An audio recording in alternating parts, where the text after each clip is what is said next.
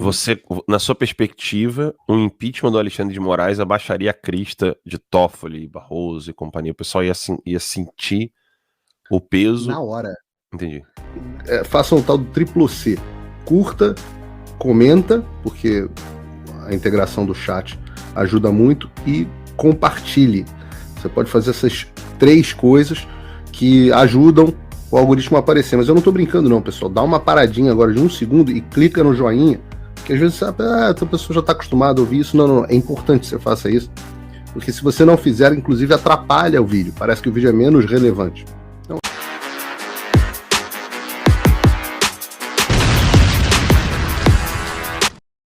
Os agentes hoje do que estão acontecendo no STF hoje no Brasil não é só o Alexandre de Moraes. Primeiro que o inquérito em si foi aberto por Toffoli. Alexandre de Moraes é só relator. Esse é um bom ponto. Deixa eu jogar isso aqui então como centro, que é exatamente o que você está falando. O quanto vocês acham que o que está acontecendo hoje no Brasil, pelo menos no seu grau, é consequência do Alexandre de Moraes? Não, ele é o agente. É ele quem tá fazendo isso. Isso aí não tem. Mas se não tivesse o Alexandre, pra você seria outro qualquer? Não. Porque eu não encontro ninguém ali com testosterona suficiente pra fazer o que o Alexandre faz. Então, o Barroso, por exemplo, não tem. O Gilmar não tem. O Paulo, na época que o texto estava no ar, eu estava em Brasília ainda. E uma de minhas fontes falou que o Barroso estava em telefonema com o Alexandre de Moraes. E a pedido do Alexandre de Moraes, não sei se o Ítalo vai lembrar disso, que a pedido do Alexandre de Moraes era pro Barroso falar com a Joyce, pra poder ferrar todo mundo nos inquéritos, porque a Joyce ia pegar todos os textos da CPMI, das fake news, e que era por ali que ele ia encontrar suas futuras vítimas. E que o Barroso estava com medo, e que se o Barroso não fosse, o Alexandre ia pessoalmente. É fato de que o Alexandre de Moraes, ele é intrépido, né? Assim, pelo menos dentro da circunstância que ele se encontra hoje, ele é muito corajoso, né? Em Nova York não foi muito não quis nem me ver. Mas... Eu vou te falar o seguinte, ele não quis te ver em Nova York, mas repara, teve quem conseguiu chegar perto dele, que foi um cara lá, conseguiu chegar perto dele, ele foi pra cima do cara. Não, ele foi pra cima da menina do cara. Ele não foi pra cima de nenhum homem. O cara que tá filmando o celular. Não, nessa hora é o segurança. Eu tava lá, Paulo. Essa que você tá falando aí é um segurança do carro. É uma que o carro fecha assim e o cara joga o telefone. Não, numa escada, num restaurante. Não, na escada do restaurante é o pai da menina. Ele primeiro vai em cima da garota. Aí o pai. Aí depois ele vai em cima do pai. Isso. Aí ele vai em cima do pai até que ele fica sabendo então que tá sendo filmado. Aí ele virou mansinho. Não achei ele muito mansinho, não. Achei ele. E te digo o seguinte: aqui na Flórida, aquilo que ele fez dava o direito da pessoa. Sim, Nova York não dá, não. Mas aqui na Flórida dava o direito da pessoa reagir da forma que achasse melhor. Uhum. Então, mas eu vi ali e falei, porra, desaforado, caramba, queria que viesse pra cima de mim, assim, porra. Mas de qualquer forma, assim. Tudo que eu queria na vida, não queria mais nada. Não. O Toffoli abriu. Vou pegar água aqui, dá licença, rapidão. Tá. O Toffoli abriu o inquérito, né? E quando o Toffoli abre o inquérito, e eu falo isso no meu programa Guerra de Informação, quando eu falo da ausência de coalizão das bases que poderiam agir em favor das pessoas que estão sofrendo hoje no Brasil na mão do Alexandre de Moraes. Sabe aquela coisa, não é comigo, então eu fico quieto? Quando o Toffoli abre o inquérito, o Terça Livre criticou duramente, e eu duvido o pessoal do chat dizer quem foi a primeira vítima, porque quase ninguém sabe. Quando o Toffoli abriu o inquérito, as pessoas não sabem quem foi a primeira vítima das ações desse inquérito. Posso chutar, não? Chuta aí. Foi o antagonista. Não, procurador Diogo. Ah, é? É. O procurador Diogo... O antagonista foi também, né? Depois, por causa do procurador Diogo, o antagonista sai em defesa do procurador Diogo. Natural. O antagonista é o portal de defesa dos procuradores. Então, o antagonista sai em defesa do procurador Diogo, e é aí, então, que o Alexandre de Moraes, então, junto com o Toffoli, saem batendo no... Que na verdade não era nem antagonista, era a revista Cruzoé. Uhum. Né? Isso tá no meu livro que tá parado, né? Os bastidores do Gabinete do Ódio. O verdadeiro Gabinete do Ódio, né? Esses detalhes todos estão no meu livro, que eu ainda tô assim, tá 3 anos parado, né? Agora com a família que talvez eu consiga. Mas é importante lembrar isso. Perdão, eu tô meio gripado. O que acontece ali é que primeiro o procurador Diogo, da Lava Jato, é quem passa a ser a vítima dos inquéritos. E aí depois é que começa então a perseguir a revista Cruzoé, aí depois tem a CPMI das fake news, e aí depois é que começa então as vítimas do Alexandre de Moraes passam a ser os bolsonaristas, ou seja, os apoiadores do presidente Bolsonaro, etc, etc. Essa é a timeline. A timeline era a Lava Jato, os procuradores da Lava Jato, depois a revista Cruzoé, e depois foi as pessoas que estavam em manifestação em apoio ao Bolsonaro. Acontece o seguinte, os grupos que foram alvos não são grupos parceiros. E isso é um fenômeno humano, né, muito interessante, que eu acho que o Ítalo até poderia comentar sobre isso, que é o seguinte: quando é com o outro que eu não gosto, pô, de boa, né? Fazer o quê? Sinto muito aí, brother, né? Quando é com o outro que você não gosta, aí quando é no teu, você vira e fala assim, pô, aí não, né? Assim não dá. Só que agora, meu, a suruba virou pra tudo quanto é lado, né? Roda, vida, roda, vem. Não passaram a mão na bunda, eu não comi ninguém. Vai todo mundo, tá todo mundo no alvo, né? Então, eu não sei como solucionar o problema dos inquéritos.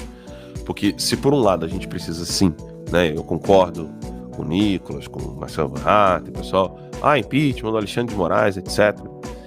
Beleza, mas quem vai acabar com os inquéritos? Não, porque as decisões foram monocráticas, então Alexandre de Moraes caindo, caem as decisões dele. Não sei, aí teria que ter um jurista falando isso. Não, na verdade, você cria o mesmo instrumento que criou-se para o Lula quando você... depende do motivo pelo qual ele cair, né? Mas se você tiver suspeição dele como juiz, da mesma forma que as decisões do Moro caíram, caem as do Alexandre. O mais importante na história não é nem isso, Alan, mas a saída do Alexandre gera accountability. Mostra que há um limite. E eu aposto nisso, tá? Que se você fizer tudo que esse cara fez, a conta chega. Vão te usar. Porque o Alexandre, cara, ele foi inovador.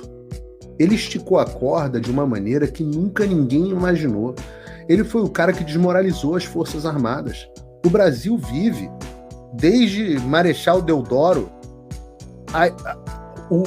os militares como a possibilidade, que é uma coisa natural de todos os regimes, né? Os militares como um agente que precisa ser consultado para você poder mudar alguma coisa no status quo. Todo mundo. Todos, até Napoleão. Tinha que se preocupar com as tropas. Todo mundo. Até os imperadores, até os Césares do Império Romano. O Alexandre foi o cara que eliminou essa necessidade. Ele realmente virou para os militares e falou: senta lá, Cláudia. E, cara, isso exige, claro, primeiro uma fraqueza, uma bunda molice dos melancias, a ponto de terem se tornado, mesmo com os fuzis na mão, eles terem se tornado irrelevantes, né? Claro. Mas exige coragem do cara que toma esse tipo de decisão.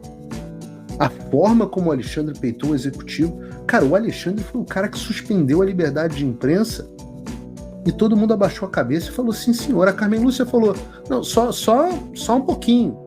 Só um pouquinho. Ai, só um pouquinho. Mas ninguém tinha tido a coragem de fazer o que ele fez. Ele foi o cara que acabou com a imunidade parlamentar. Com Daniel Silveira. Porra, em termos de... Assim, a Lava Jato foi uma inovação. Os advogados que estão nos acompanhando aqui me corrijam. A Lava Jato foi uma inovação jurídica no Brasil.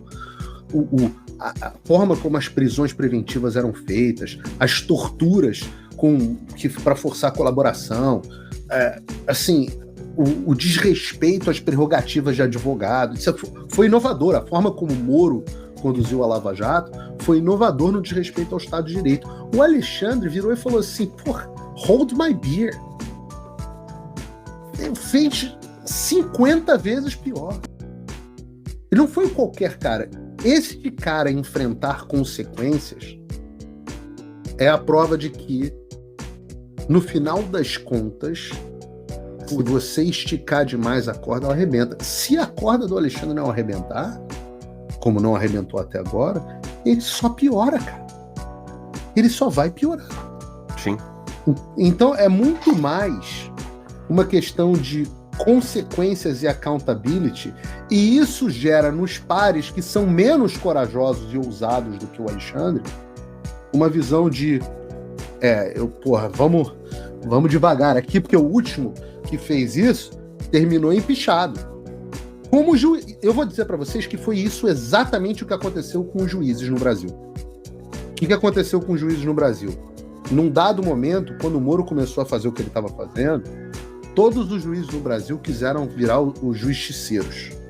Então começaram a aparecer um monte de estrelinha. No DF, eu esqueci como era, Valisney. No Rio de Janeiro, Pretas. Era mais macho do que o Moro. O cara começou a ir nos eventos. Eu fui num evento no Rio de Janeiro, acho que um jogo da seleção no Maracanã e tal. Tava na área do camarote, fila para tirar foto com Bretas. Aí todo mundo, Bretas. Porra, aí todo juiz começou a querer ser assim.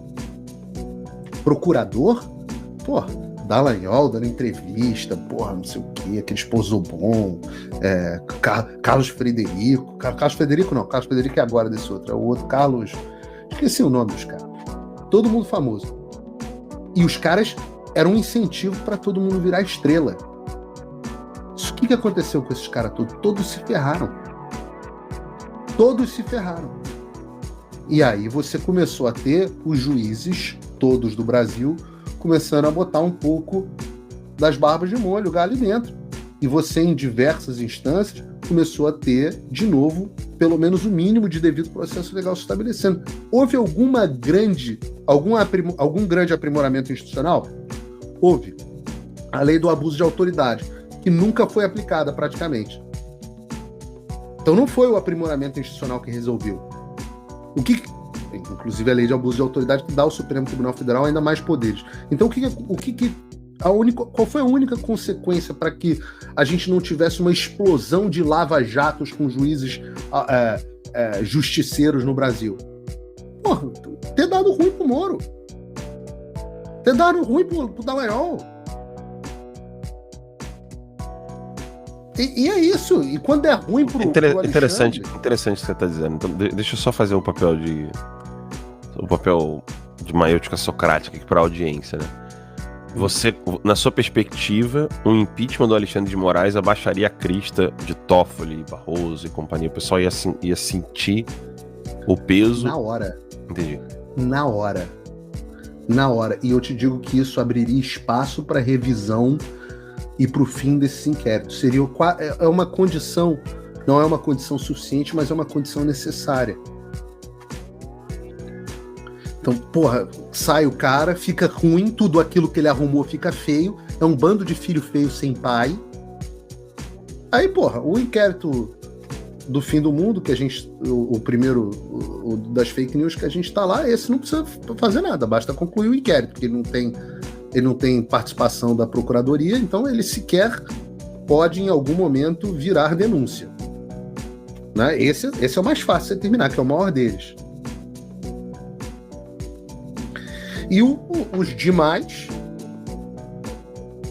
basta os filhos feios ficarem sem pai. Manda tudo para a primeira instância, que é onde deveria acontecer, para as pessoas serem processadas de fato. Manda tudo para a primeira instância. A PGR decide para quem que vai apresentar a denúncia, o PGR novo aí do Lula, que deveria ser um PGR mais garantista, em tese. Manda tudo para os juízes de primeira instância, os juízes vêm. Aí, eu me entendo com a Justiça Federal do DF ou do Rio, ou sei lá para onde que vão mandar um caso meu ou seu, por exemplo.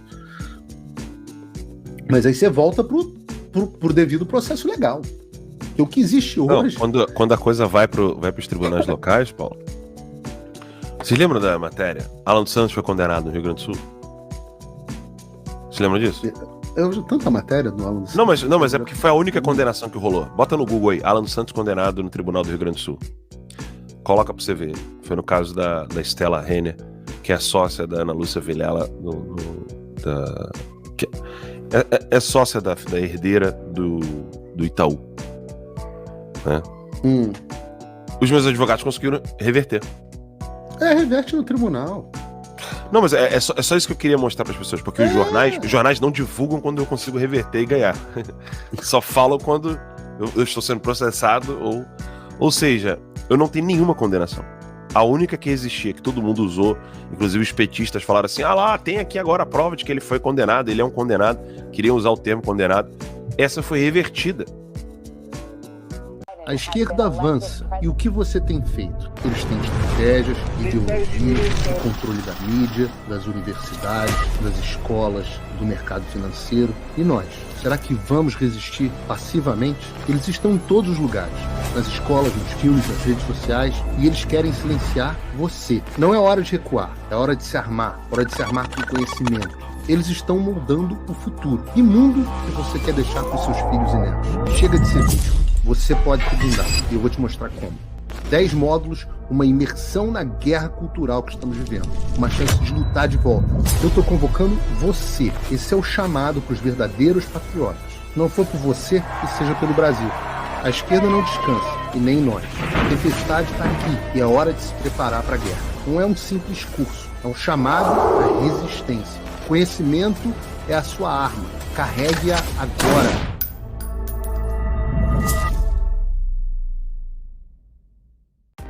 Faça o tal do triplo C. Curta, comenta, porque a integração do chat ajuda muito, e compartilhe. Você pode fazer essas 3 coisas que ajudam o algoritmo a aparecer. Mas eu não estou brincando não, pessoal. Dá uma paradinha agora de 1 segundo e clica no joinha, porque às vezes essa pessoa já está acostumada a ouvir isso. Não, é importante que você faça isso, porque se você não fizer, inclusive atrapalha o vídeo. Parece que o vídeo é menos relevante.